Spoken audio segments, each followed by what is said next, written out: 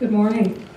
My name is Julie Johnson. Thank you for serving us and thank you for being here this morning. There was a fairly monumental development this week in that the new governor gave her budget address, and perhaps each of you might have an observation you'd like to share with us about things this region might be interested in that budget.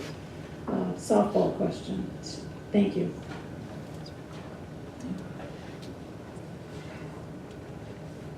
I'll hop up and just, I'll try to be brief.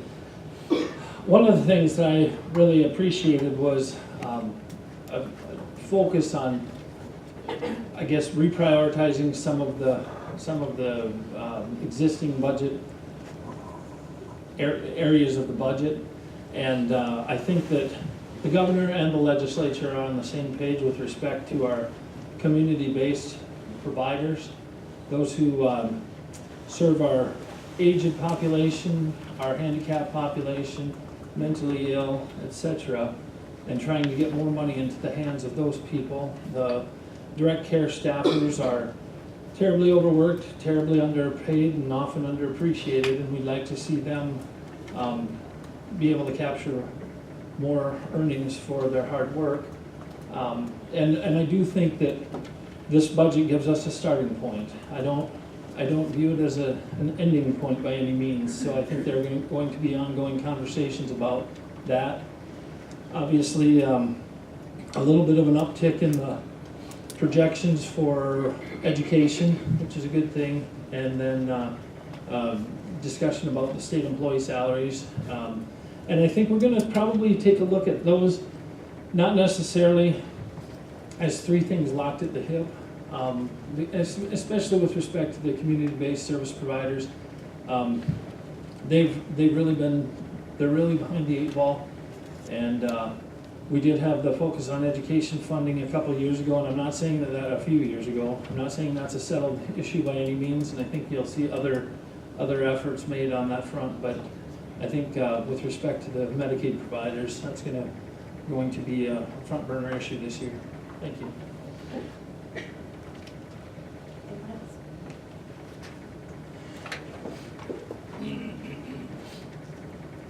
I would second what Senator Greenfield said.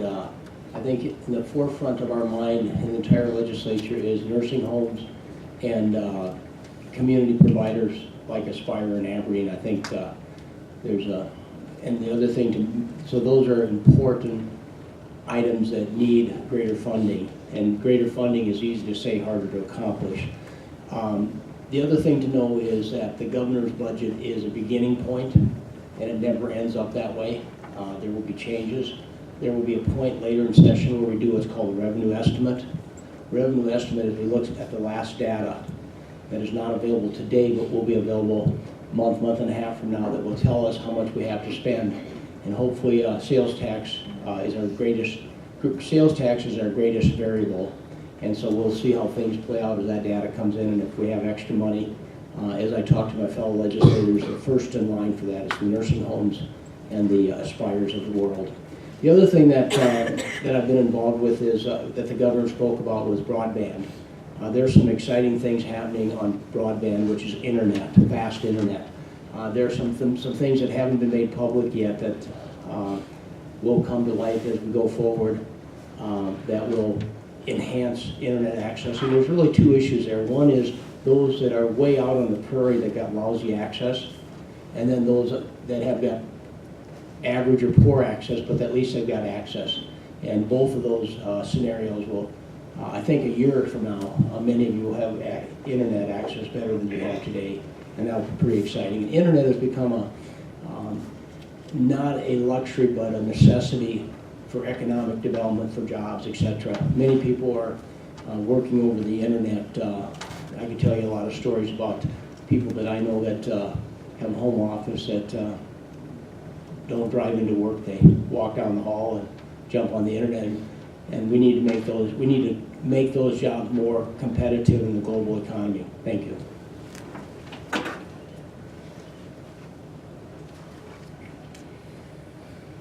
Just to follow up on what Al said, I mean, a couple of priorities for me are going to be obviously our nursing homes. We know are going through a pretty tough time right now with the closures we've seen in Madison and Mobridge. Also, we we don't want to see any more closures. And Representative McCleary from District 1, he actually had a bill that I signed on to that I thought was a really good discussion starter, and it would have been appropriating $8 million to our nursing homes. But when Governor Noem came out and had her $5 million, I think that's definitely going to go a long, long ways in support of the nursing homes and making sure there are no more closures. Aspire is always on the top of our list, or especially mine. The good news is last year the revenue estimates were pretty low, but they have improved slightly. I was just talking about this with Mr. Alm earlier. Last year we gave education 1% plus 0.7 one-time money, so a total increase of 1.7. This year, Governor Noem is proposing 2.5 for state employees and for education, and then for community providers. So, like Al said, that is somewhat of it's a plan. It's maybe not the plan, but we will see going forward what the revenue estimates continue to do, and see if those numbers go up or down. But education, nursing homes, and the community service providers such as Aspire are always at the top of our list.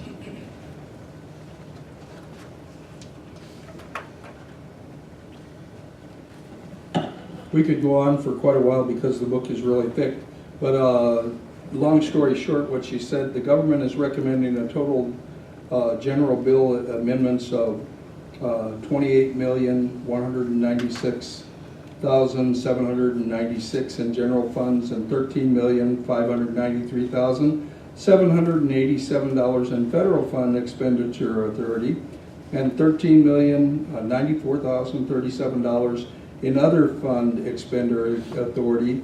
And what she did was she highlighted her FY 2019 general bill budget, and methamphetamine is going to be a big thing for us. It is a big thing. It is a problem. The people that don't say it's a problem are the people that are under a rock, because it's causing some real problems. I don't know the exact verbiage for it, but she's going to work more on technical education for kids in school. So when you graduate from school, you might have an interest in something to do with plumbing, heating, welding, or whatever, but she's going to concentrate on some of those things. She will work with the Department of Human Services, with nursing homes, and that 2.5% increase for employees, that sounds like, the past governor was 2.3%, and that's only 0.2%. And I sit there and I say, well, that's not a lot of change, but here's what the change was. Before it was going to be 2.3%, and you had to pay your own health insurance, or a part of your health insurance. Now it's 2.5%, and the state is going to continue to pay your health insurance. So it's actually higher than 2.5% because of the benefit of not having the out-of-pocket for the health insurance. And then I think the E30 transition, I don't know that she put that in there exactly, but I do want to share one more thing. And you know, this is one of the things when you're asked a question, if there's something you want to share, you just tell them about it. But this is military. Before I share this military information, I would like to take just a moment to have anybody that's in the military, please stand. We want to recognize you. If you've been in the military at any time, we'd like to recognize you. This is important.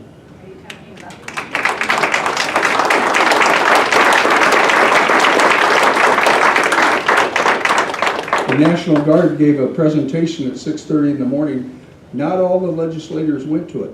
And then I was at a meeting recently where they were asking questions, and my answer to one of the people asking the questions was, you need to get up at 6:30 and go to the meetings because you'll find out the answers.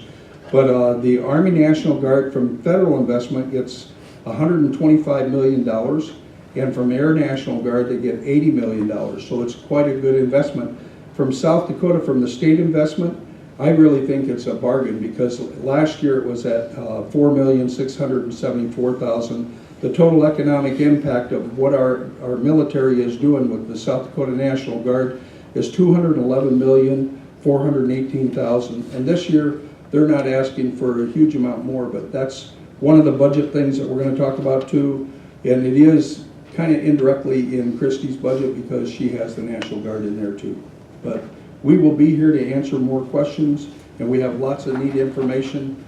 I have something that is near and dear to Mike Weiss's heart, Ag Land Highest and Best Use Study. So if you'd like to know more about that, this could be a 4-hour or 4-day discussion.